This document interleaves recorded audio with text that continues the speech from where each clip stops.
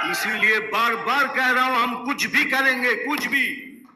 हमको वो कार्यकर्ता चाहिए जो सीना तान के बोलेंगे मार साला, देखता हूं तेरे में कितनी गोली है। हेलो दोस्तों, एक बार फिर से आप सभी का मैं स्वागत करता हूं हमारे इस नए वीडियो में। दोस्तों, मिथुन चक्रवर्ती अपने नफरती बोल के लिए इस समय चर्चा में है।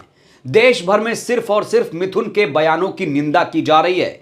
मिथुन के खिलाफ एफआईआर दर्ज कराई जा रही है। उनके खिलाफ फिलहाल दो एफआईआर दर्ज की जा चुकी है और कहा जा रहा है कि मिथुन को कभी भी कोलकाता पुलिस गिरफ्तार कर सकती है। लेकिन बड़ा सवाल यह है कि मिथुन को गिरफ्तार करना क्या आसान है?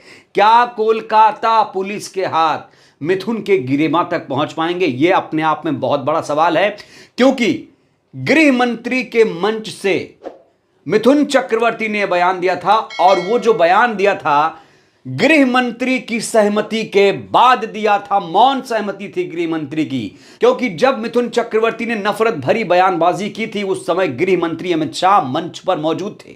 और गृह मंत्री कौन होता है? पूरे देश की पुलिस का मुखिया होता है। तो कोलकाता पुलिस हो या पश्चिम बंगाल पुलिस हो, क्या मिथुन को गिरफ्तार कर पाएगी? यह एक अलग सवाल है।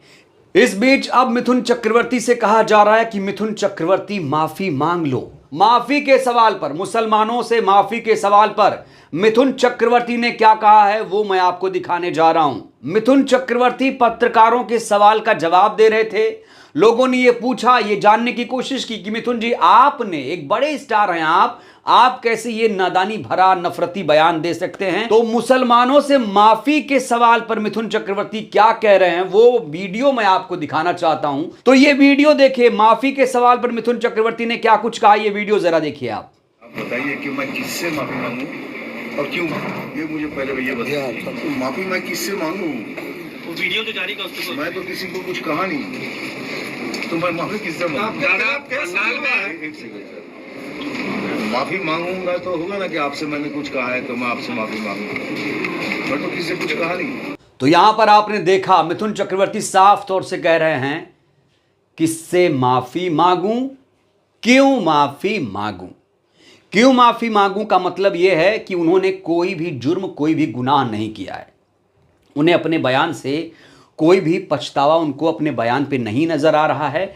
और अगर उन्हें पछतावा होता तो इस सवाल के जवाब में वो मीडिया के सामने, कैमरे के सामने माफी मांग लेते। लेकिन यहां पर मिथुन हेकड़ी दिखाते हुए नजर आ रहे हैं। शायद उनको पता नहीं है कि उनके खिलाफ एफआईआर दर्ज की जा चुकी है और उन्हें कभी भी गिरफ्तार भी किया जा सकता है। जब मुस्लिम समाज चाहता है कि मिथुन माफी मांगकर बात खत्म कर लें, तो मिथुन क्यों नहीं माफी मांग रहे हैं?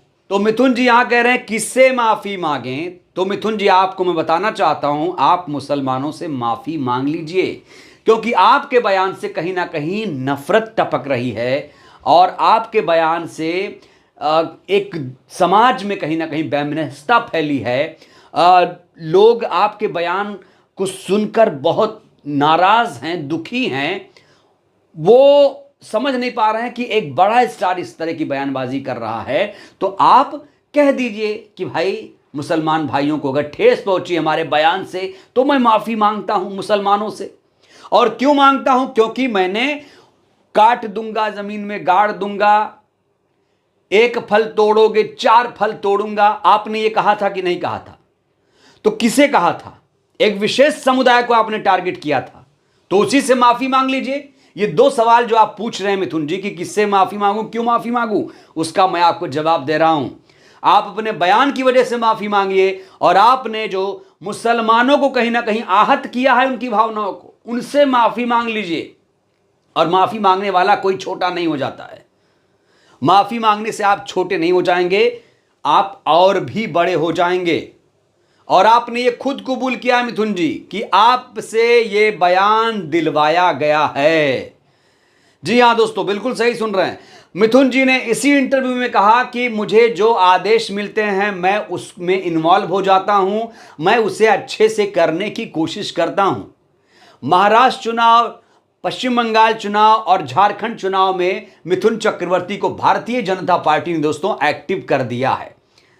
तो मिथुन चक्रवर्ती इस समय चारों तरफ से घिरे हुए नजर आ रहे हैं। और मिथुन चक्रवर्ती, जिनको लगता है कि गृह मंत्री का हाथ उनके सर पर है, ऐसा नहीं है।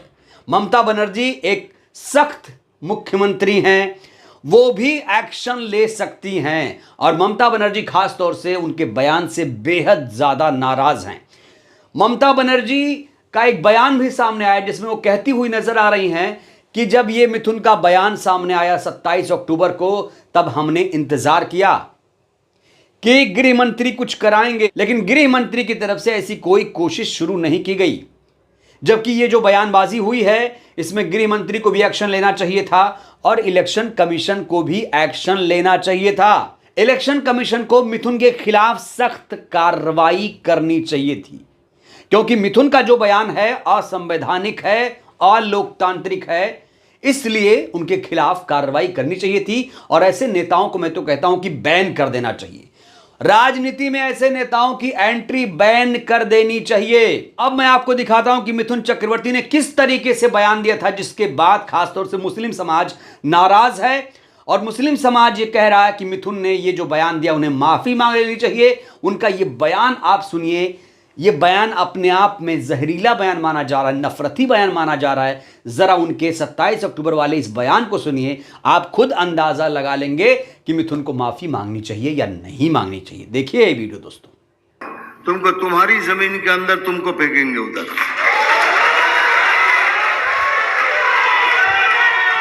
इसीलिए बार बार कह रहा हूं, हम कुछ भी करेंगे, कुछ भी। हमको वो कार्यकर्ता चाहिए जो सामने आके लड़ेंगे। हमको वो कार्यकर्ता चाहिए जो सीना तान के बोलेंगे मार साला, देखता हूं तेरे में कितनी गोली है।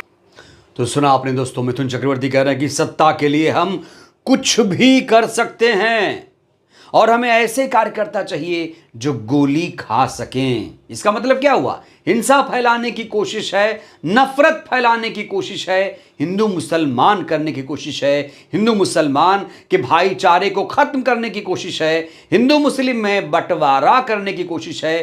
दोस्तों ये मत भूलिए कि जब अंग्रेज हमारे देश में शासन करते थे तब उन्होंने विभाजन किया था सबसे पहले बंगाल का। बंगाल का विभाजन कैसे किया था पता है आपको? जहां पर हिंदू थे उन्हें अलग कर दिया, जहां पर मुस्लिम ज्यादा थे उन्हें अलग कर दिया। जो हिंदू मुसलमान बंगाल में साथ आकर मजबूती से राष्ट्रीय स्वतंत्रता आंदोलन में हिस्सा ले रहे थे, आजादी दिलाने के लिए संघर्ष कर रहे थे, अंग्रेजों ने बंगाल का बंटवारा कर दिया। तो अंग्रेज जो बांटो और राज करो की नीति अपना रहे थे, हिंदू मुसलमान कर रहे थे, आज फिर से हिंदू मुसलमान करके राजनीति कर रही है भारतीय जनता पार्टी। तो भारतीय जनता पार्टी चुनाव जीतने के लिए कुछ भी कर सकती है और मिथुन भी कह रहे हैं कि हम सत्ता पाने के लिए कुछ भी कर सकते हैं, कुछ भी कर सकते हैं। एक फल तोड़ोगे तो चार फल तोड़ेंगे। बहरहाल माफी के सवाल पर उन्होंने देखिए किस तरीके से ठसक दिखाई, हेकड़ी दिखाई।